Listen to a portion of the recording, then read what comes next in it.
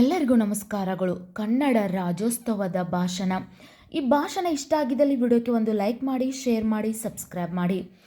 ಎಲ್ಲರಿಗೂ ಶುಭೋದಯ ಹಾಗೂ ಕನ್ನಡ ರಾಜ್ಯೋತ್ಸವದ ಶುಭಾಶಯಗಳು. ಕನ್ನಡ ರಾಜ್ಯೋತ್ಸವ ಇದು ಕನ್ನಡಿಗರ ಹೆಮ್ಮೆಯ ಹಬ್ಬ.